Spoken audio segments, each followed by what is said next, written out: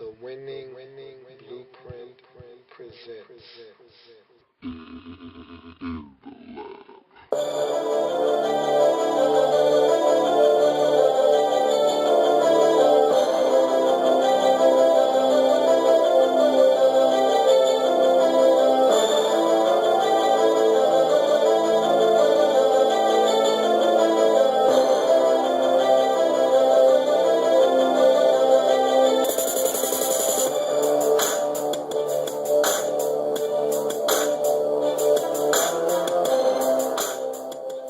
In the lab room.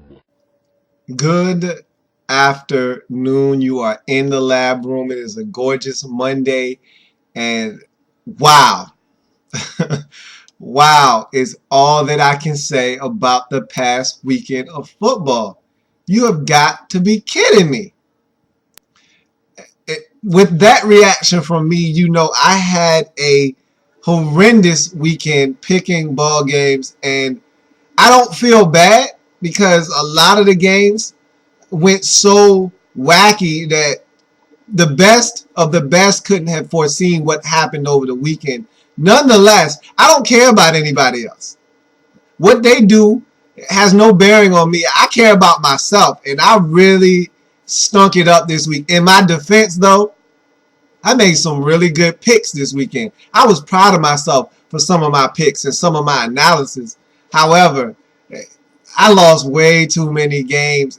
But this season, thus far, has been that kind of season where it's been really hard. And I said this was a tough slate of games. Evident by the fact that my sole survivor did not survive.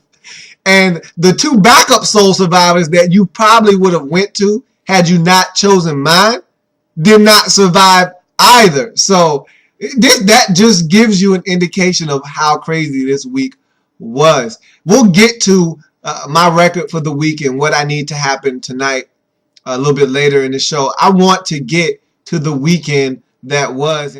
Let's go slate skating. The weekend that was. We're slate skating. We're slate skating. We're slate skating. We're slate skating. So our adventures through the slate of games for the weekend that was lands us first in Big D as the Dallas Cowboys take on the Tampa Bay Buccaneers. Dallas Cowboys home opener, I was expecting a lot of fireworks out of this offense. No, that's exactly what did not happen from this Cowboys team. As a matter of fact, they came out of this game early on. They came out and they turned the football over. Tony Romo threw an early game pick. The Buccaneers took full advantage of it. Took it down and scored a touchdown off of that. First career touchdown for tight end Luke Stalker. They go up 7-0, and right away you're thinking this Tampa Bay Buccaneers team is playing some awfully good defense in this game. These Cowboys could be in trouble today. But the problem was with the Bucs, and because they jumped on the Cowboys early 7-0, and you saw that offensive explosion they had a week ago. I said in the preview for this game, I thought that the Bucs were a lot closer to the 16-point team that we saw in week 1 that won against Carolina than the 34-point team we saw in week 2. And I said that I thought they were going to score 16 in this game against the Cowboys. They didn't even reach that. This offense was, for lack of a better term, let's go with conservative. Let's go with conservative, trying to be nice. This offense was horrendous on Sunday. The Cowboys got after the quarterback. They harassed Josh Freeman, and even when they didn't, he wasn't accurate. He was not accurate with the football. He had open receivers. He missed them. They did not run the football well. I thought their strategy coming into this game should have been run the football. And even if you don't get anything off, because this Cowboys defense is stingy when it comes to running the football, even if you don't get anything off of that, you'll keep the Cowboys honest. I thought they came out and tried to pass way too much. Josh Freeman looked flustered. He looked a little skittish in the pocket. He was standing back there as if he had all day to throw at times. And I'm asking myself, does he realize he's playing against DeMarcus Ware in this Cowboys front seven? He needs to get the ball out of his hands faster. He was taking way too long. And then to make matters worse, after taking long periods of time to get the ball out of his hand, he still didn't make accurate throws. And so this Buccaneers offense just looked really, really stagnant all day. They could not get it going. And I thought Greg Schiano did a great job of challenging plays in this game to get his offense opportunities, because his defense was making plays. They were keeping his offense and his Tampa Bay Buccaneers team in the game, giving them opportunities to try and win this game. But the offense just wouldn't respond. They couldn't get anything going. Even when they got short fields, they couldn't get 2 or 3 first downs to be able to get a field goal attempt up. And so this offense just was not getting it done on Sunday afternoon in Dallas. Meanwhile, the Cowboys, the problem with their offense on Sunday was the fact that the Tampa Bay Buccaneers were abusing them up front. And DeMarco Murray could not get off the ground running the football. They stuffed him repeatedly in the backfield for no gains or losses. He was really, up until late in the fourth quarter, he was averaging less than 2 yards a carry. I mean, they had this guy dead to right all day long. They bottled him up. They would not let him get to the outside and break anything. He'd make one guy miss. There'd be 2 more there waiting on him. I thought the Buccaneers defense showed well all day long. And they got after Tony Romo. They physically abused Tony Romo all day. He took some serious shots from this Tampa Bay Buccaneers defense. And when I say serious shots, I mean, I was proud of the fact that Tony Romo could even get up from some of these shots, because these were some shots that the average quarterback probably wouldn't have gotten up from. I'm talking about concussion type shots. He was taking some serious hits from this Tampa Bay Buccaneers defensive line. They were putting it on him, and they made it uncomfortable for Tony Romo to hang in there, stare down the gun barrel, and make throws. And so this offense never really got on track, but they did just enough at home against the offense of the Bucs that was stagnant, that was out of sync, and that could not make any plays all day long. They did just enough against that Tampa Bay Buccaneers offense to win the game 16-10. And this is just one of those games, if you're the Cowboys, you put this one in the rearview mirror, learn from any mistakes that you may have made, and be thankful that you got out of there with a win and keep it moving. This was an ugly game for both teams, a bad showing for both teams. But if you're the Cowboys, you'll take it because you got the W. If you're the Buccaneers, you're disappointed because this is another game that, had you just executed a lot better on the offensive side of the football, that you probably win. The Buccaneers could easily be 3-0 right now. They probably should be 3-0 right now. I thought that in stretches of this game, they outplayed the Cowboys thoroughly. However, this offense did not show up at all, did not support this Buccaneers defense who played their hearts out. And so for their efforts, they get a loss. They drop to 1-2 on the season, and the Cowboys elevate their record to 2-1. And so we'll see how this thing shakes out for the Tampa Bay Buccaneers. As I said, they've been playing a lot better under head coach Greg Schiano, but it's just not translating to wins right now. Let's see if they can get it going next week against the Redskins at home. Meanwhile, the Cowboys go to 2-1, and they're in a 3-way tie for first place in the NFC East. So let's see if this win at home can continue to help them elevate their game and give them a shot in that division. So next up on the slate, we find ourselves in Indianapolis, where the Colts wait for the Jacksonville Jaguars.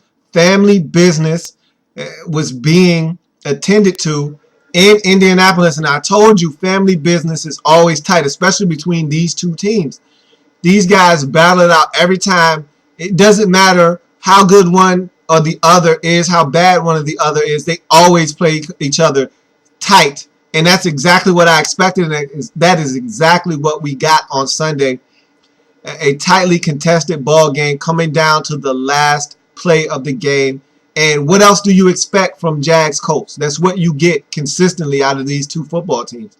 I thought the Jacksonville Jaguars came out early in this game and tried to establish Maurice Jones-Drew, and they did an excellent job of doing so. He was getting a handful handfuls of yards on his early carries, 5, 7, 9, 8, 6. He was getting good yardage on early downs, setting up second and third and shorts for Blaine Gabbert. However, I thought he was very inaccurate early on to start this football game, missing on some passes that he should be completing, missing on passes that should be confidence builders for him early in the football game, something they didn't do last week against the Texans. I thought they did that this week. A lot of short passes out to the flats, out to guys running crossing routes, and he just didn't complete them. He didn't put the ball where it needed to be, give guys a chance to catch it and run upfield. And so they had to punt early on drives where they probably should have been able to get points. And then on the other side of the field, you look at the Colts, and I thought they came out and they had an impressive start to the game. I thought Andrew Luck came out, looked impressive on his first drive, capped that drive off with a nice touchdown pass to T.Y. Hilton.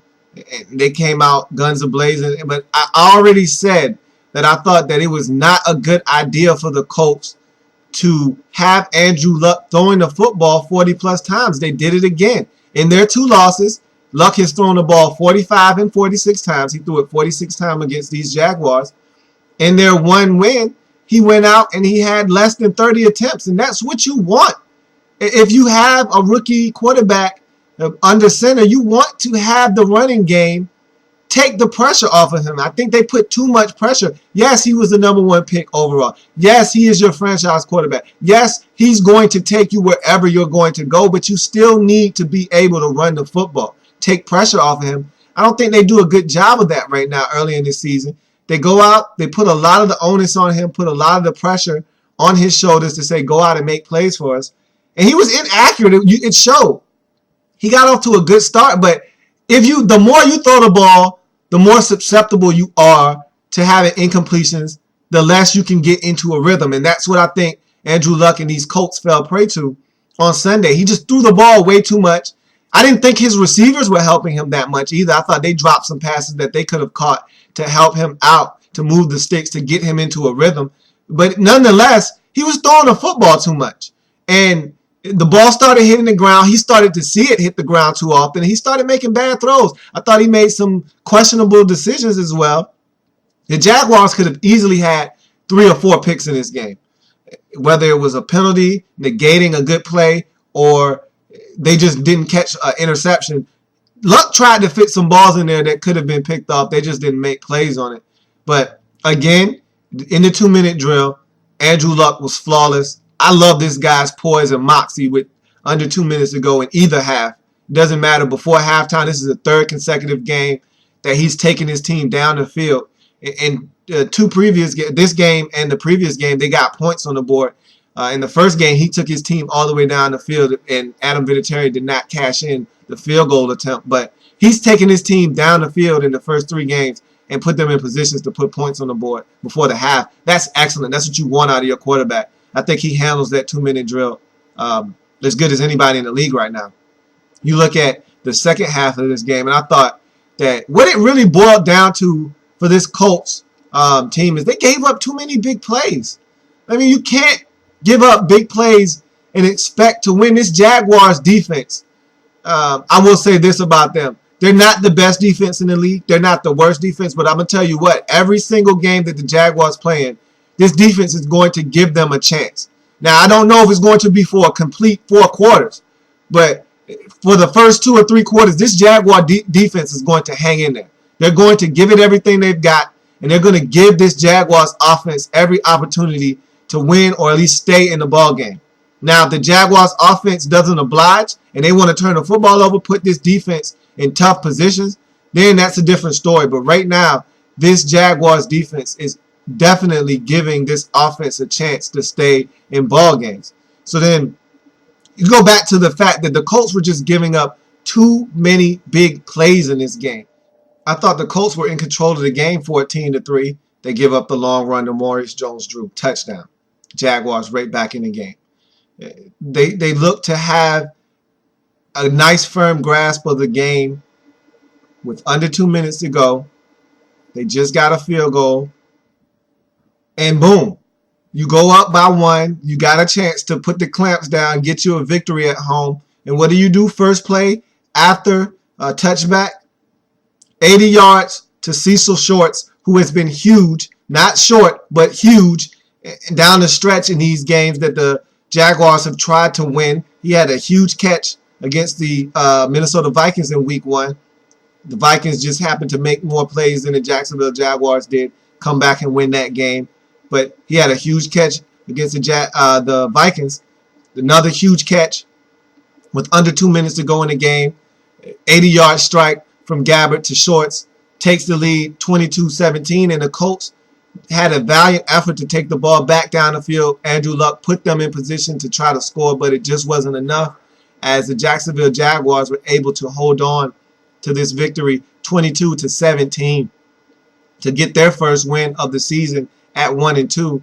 And now the Colts dropped to 1-2 as well. It was just too many penalties in this football game and too many mistakes on the part of the Colts, too many big plays given up, and too many attempts for Andrew Luck. And they did not run the football enough. He threw the ball 46 times.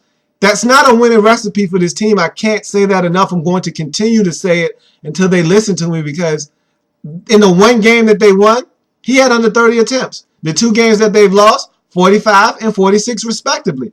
Until they can find that balance, that happy medium that the Colts need on offense to win football games, this is what's going to happen to the Indianapolis Colts. I know you want to put a lot of the burden on Andrew Luck because he is a guy that can shoulder that. He can handle that, but you don't need to.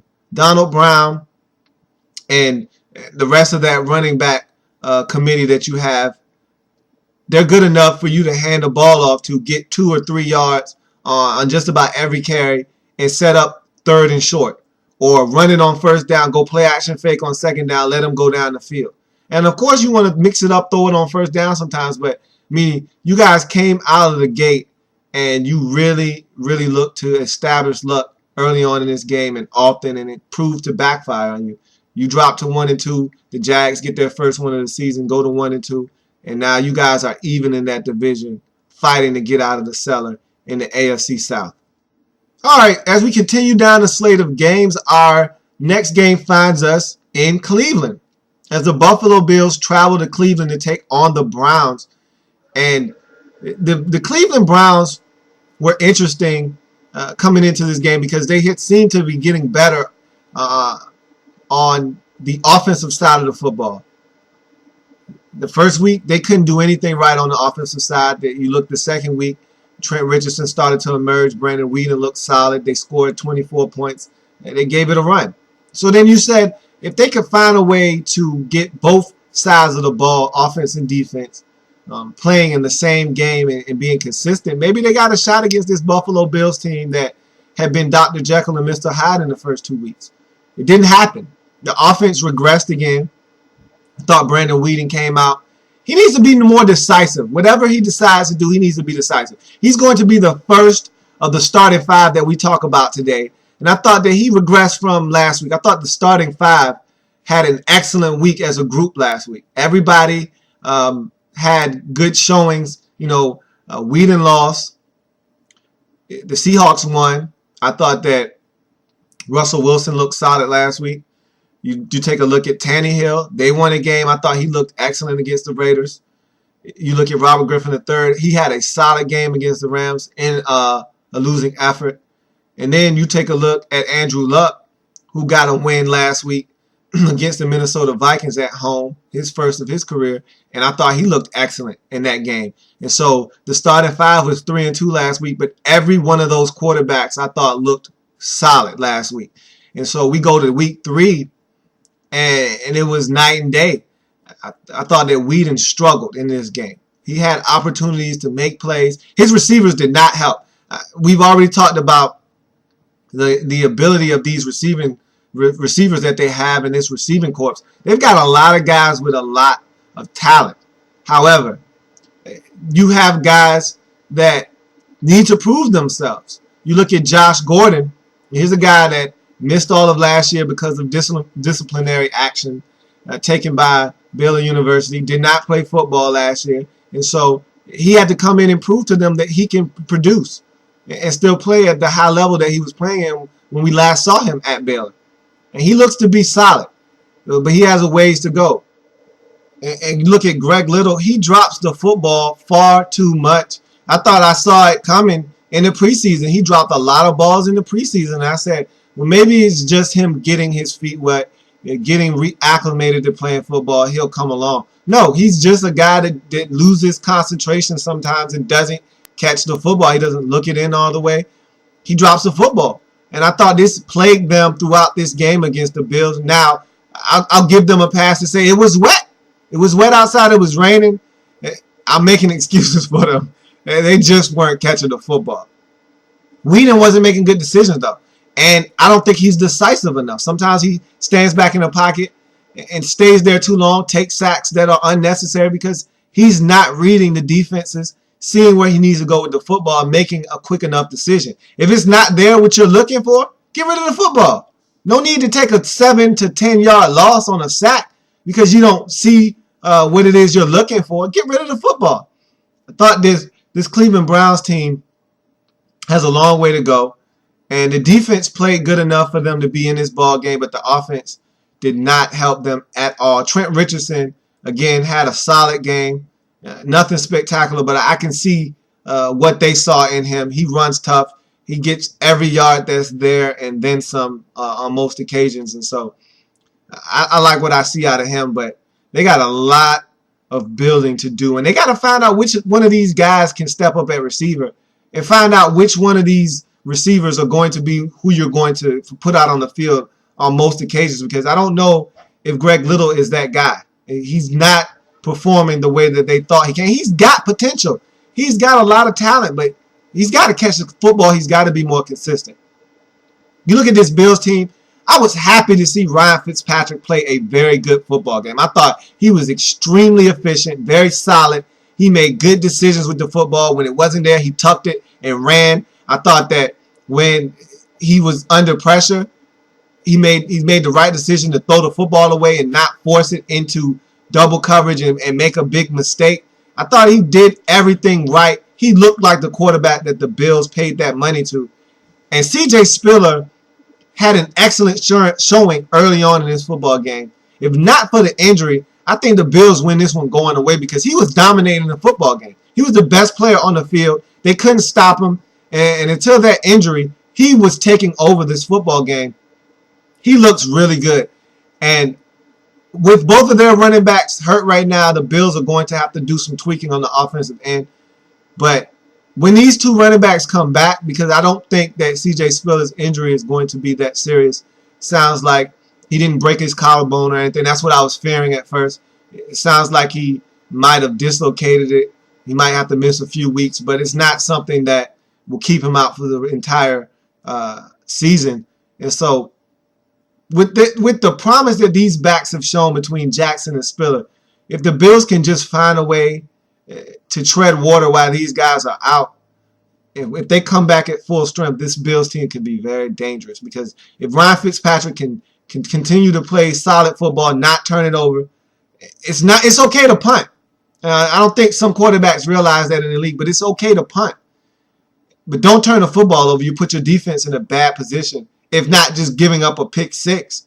It's okay to get rid of the football. If there's nothing there and the pressure is mounting, throw it out of bounds.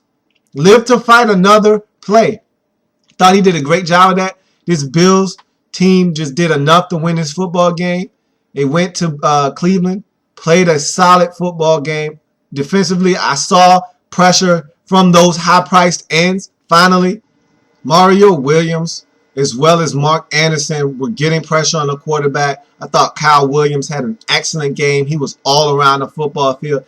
This defense is starting to make plays, get into the backfield, stop running backs, put pressure on the quarterback. If this Bills team can finally get this defense to play up to their pay, this could be a scary team in the AFC East. Bills get the W 24-14 over the Cleveland Browns, taking their record to 2-1 on the season, dropping the Browns to 0-3. As we continue down the slate, we find more family business as the New York Jets traveled to Miami to take on their division rival Miami Dolphins. And I knew this game was going to be tough because that's what family business is all about. Two teams that know each other very well, know each other intimately, and they're going to play each other tough. And the Dolphins had every opportunity in the world to win this football game. But with a young team, with a new head coach, it's always tough to win games because you don't know how to win. And it sucks when you have an opportunity and your kicker just has a bad game. We'll get to that a little bit later. Let's talk about how we got to that point. I thought that early on in this game, Mark Sanchez struggled. He struggled. He threw an early pick on their first possession. He was inaccurate. And this is what you get out of Mark Sanchez. You get a mixed bag out of him. That's his biggest problem is you don't get consistency out of him. And when you do, it's usually consistently being bad. You know, you don't get the consistent Mark Sanchez that goes, 21 of 28 for 278 yards, 2 touchdowns, no interceptions.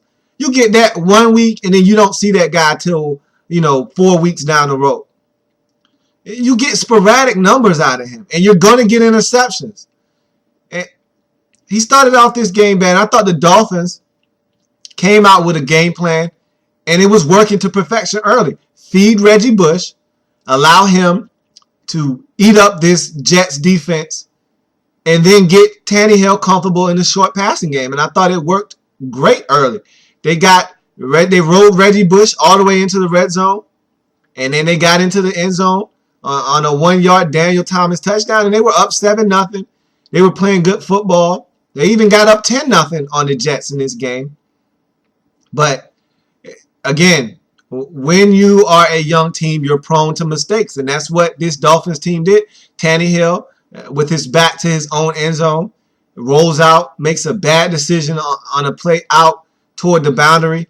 It's picked off by LaRon Landry, turns his game around. I mean, the Dolphins were in control. He throws that pick six to Landry, and then you find yourself in a brand new ball game. And Reggie Bush's injury, I thought, really hampered the Dolphins. If Reggie Bush does not go down in this game, I like to think that the Dolphins win because there were other plays in this game that if that was Reggie Bush touching the football instead of Daniel Thomas, instead of Lamar Miller, that could be a touchdown. Reggie is so explosive. He makes so many moves. He makes guys miss. He has that extra gear. There was a screen pass to Daniel Thomas that might have went to the house if that's Reggie Bush. There was a Lamar Miller run for about 25 that if that's Reggie Bush, who knows, that could have been a 50-yard run. You just never know. But Reggie went out right before the half. They missed him for the rest of the game. But still, the Dolphins had every opportunity to win this game. They got in the red zone. They missed opportunities to score points. Dan Carpenter missed 2 field goals, including the game winner in overtime. And you feel bad for, Joe Philbin and that Miami Dolphins team who really played a good game, played well enough to win, but they just couldn't get it done at home. Sanchez, again, threw another pick, a bad pick in the red zone, in the end zone, nonetheless, and took points off the board. And luckily for them, the Dolphins just weren't able to do enough to win this football game. The Jets go in there, take care of business. And if you're the Jets, you're happy with the victory, but you're not happy with the way you got it. You're not happy with the performance. And if you're the Jets, you're waiting on the news of Darrelle Revis's knee injury. I don't think that this is a good injury for Revis. I think Darrelle Revis might be gone for the season. He might have tore his ACL. It smells, it has the feel of a torn ACL. We'll see what happens at the press conference today, what they say the MRI results show. But it's not looking good. And this Jets team is going to have to find a way because Tannehill had time. He had time in this game. And he was making throws. He missed on a lot of throws, but he made some throws too. And if Carpenter makes the field goals, this Dolphins team is 2-1 and the Jets are 1-2. But instead, Dan Carpenter could not convert on his field goal attempts, especially the last one in overtime. They lose the game to these Jets, 23-20. The Jets go to 2-1 on the season, but they go to 2-1 with a costly injury to Darrelle Revis, where they're holding their breath, hoping that it's nothing more than a knee strain or a sprain of an MCL or something. But telling you, it looked a lot like a ACL tear.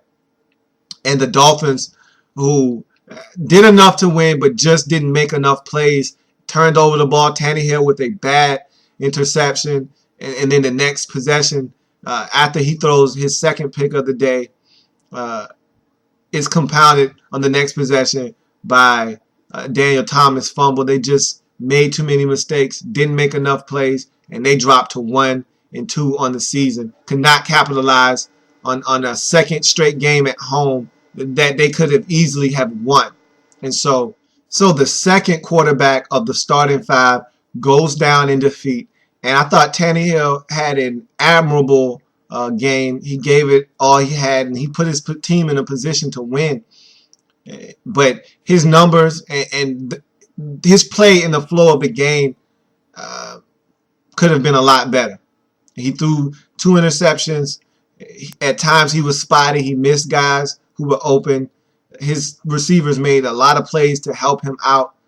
And so he was 16 of 36, which is less than 50% completion percentage, which is terrible. But again, wins and losses are what you are judged on in this league as a quarterback. And he did lose this game, but he put his team in a position to win. And for that, I will give him a pass on his numbers and say that his performance was good enough to get his team a W. It just did not work out. But again, the starting five did not play as good so far with the first 2 quarterbacks as they did in week 2. And for that, you get 0-2 from your first 2 quarterbacks in the starting five in week 3. As we move on to our next game on the slate, we find ourselves in New Orleans in the game that I said was the lock of the week, where this New Orleans Saints hosted the Kansas City Chiefs, 2 0-2 teams looking to get off the schneid. And someone's O had to go.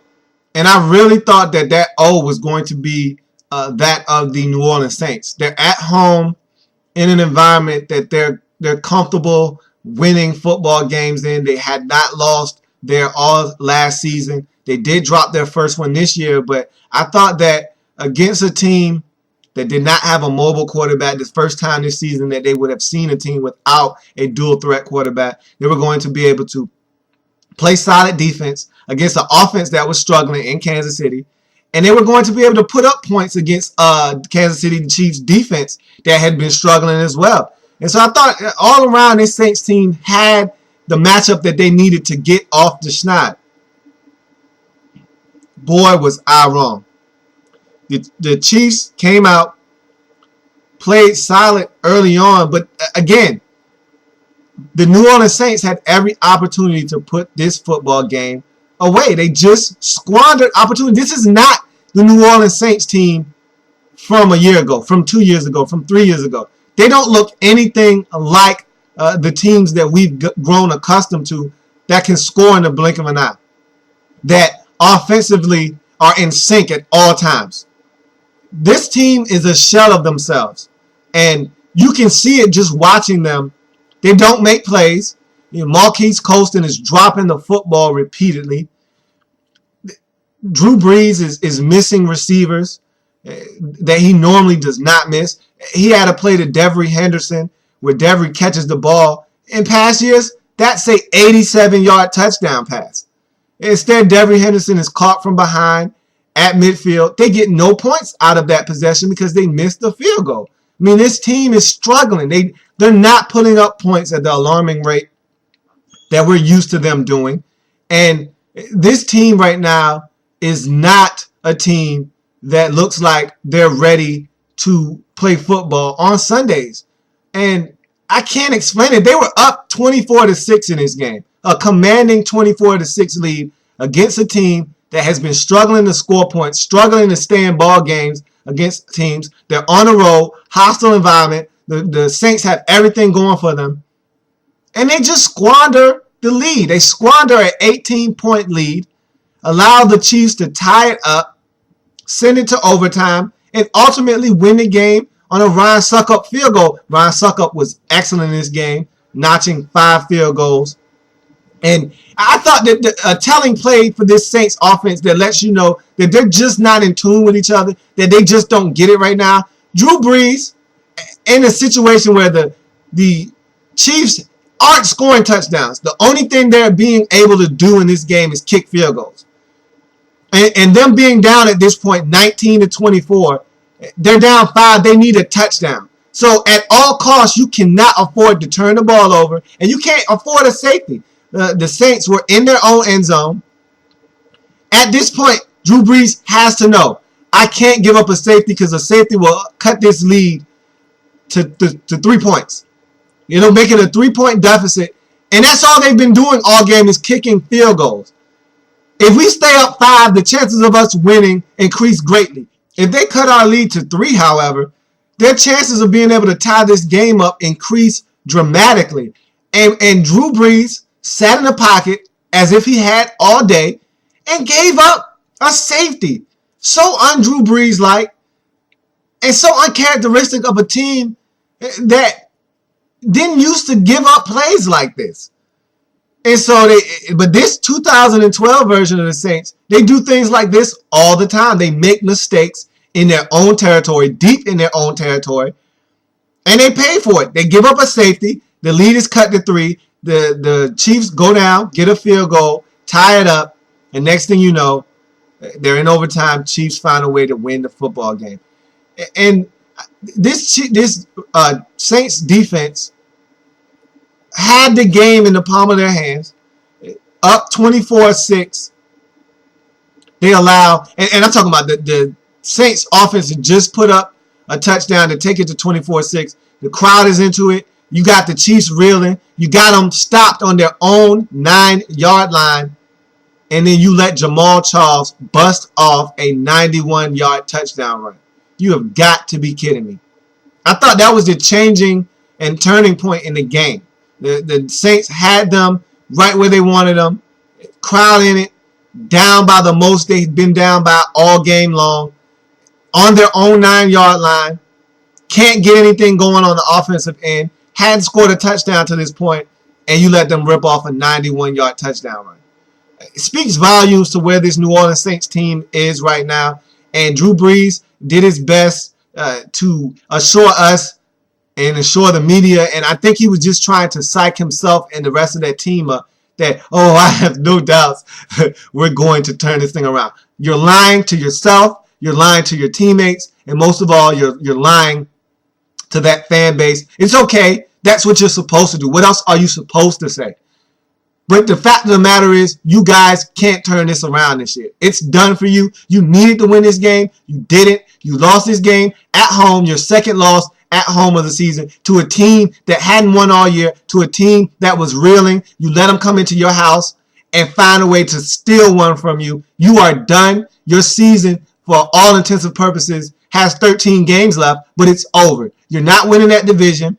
And you're not getting 2 teams out of that division. You and the Falcons were supposed to make it. I'm revoking your playoff ticket. I'm revoking your ticket to the dance. I'm handing that to someone in the NFC East now. You go home and you find a way to regroup, get Sean Payton back, and maybe you guys can come back next year a better football team. But your season is done. You dropped to 0-3 on the season. And kudos to Romeo Crennel.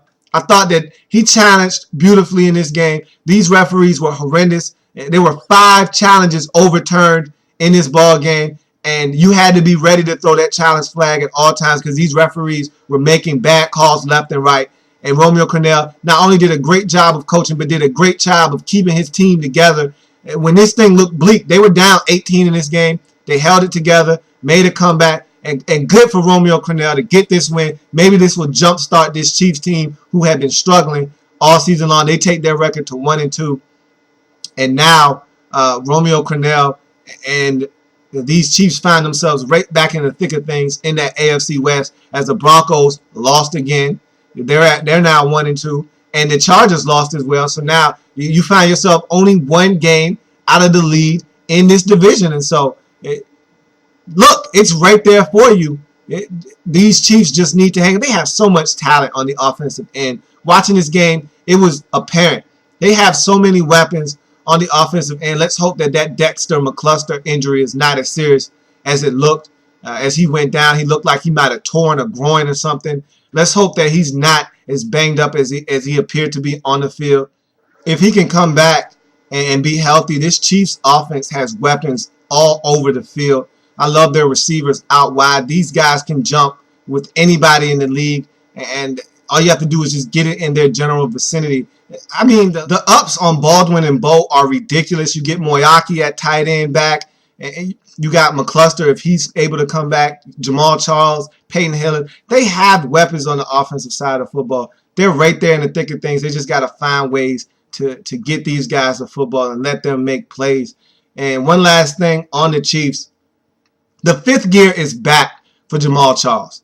On that 91-yard run, he was able to outrun the angle of two New Orleans Saints defenders who had the angle on him. He just flat out outran their angle en route to that 91-yard touchdown run. And so that fifth gear is back. I'm glad to see Jamal Charles has finally gotten his legs back under him. Welcome back, Jamal Charles. Glad to see you have finally come all the way back from that ACL injury. The Chiefs are now 1-2.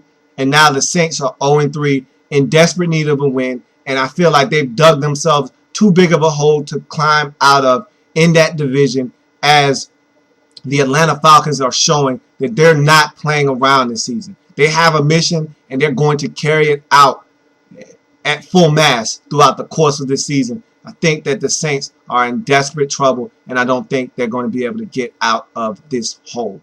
As we continue to skate down the slate of games over the weekend, we find ourselves next in Chicago, where the St. Louis Rams packed up and took on the Chicago Bears. This was an ugly football game.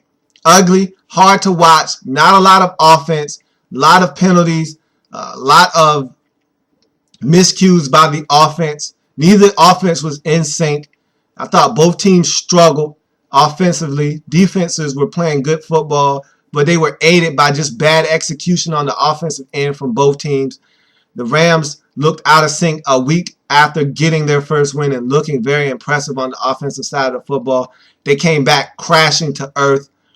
Sam Bradford was pressured all day long. He was sacked about 6 or 7 times in this game, threw 2 interceptions. He just looked bad.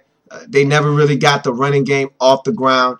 And watching the Bears offense, you really realize just how much of this offense Matt Forte is. I mean, they really struggled to get in a rhythm on offense.